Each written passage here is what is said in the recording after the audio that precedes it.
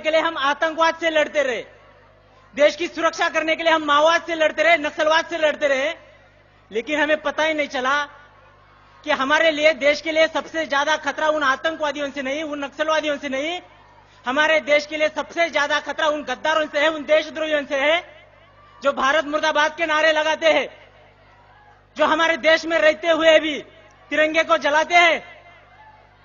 कोई बोलता है अफजल हम शर्मिंदा है, तेरे कातिल जिंदा है। बुरा इस बात का नहीं लगता दोस्तों, लेकिन बुरा इस बात का लगता है ऐसी बात करने वालों के पीछे हमारे देश में हजारों लाखों लोग खड़े हो जाते हैं, तब बुरा लगता है। मुंबई हमले का मास्टरमाइंड याकूब मेनन को फांसी की सजा सुनाई दी।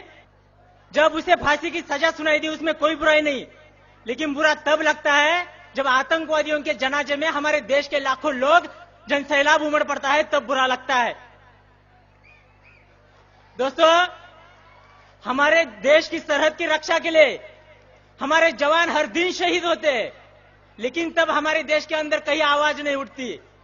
लेकिन जब हिंदुस्तान की सेना पाकिस्तान में जाकर सर्जिकल स्ट्राइक करती है, तब वही हमारे देश के हजारों लोग हमारी सेना के पास सर्जिकल स्ट्राइक के सबूत मांगते हैं, तब बुरा लगता है।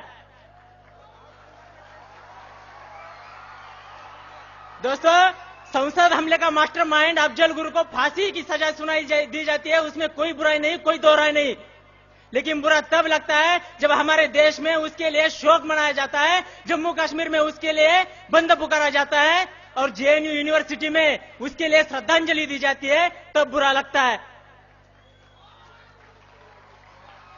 दोस्तों, और कोई हमें सिखाने की बात करता है कि वंदे मातरम बोलना संविधान में कहां लिखा है, राष्ट्रगान के लिए खड़ा होना संविधान में कहां लिखा है।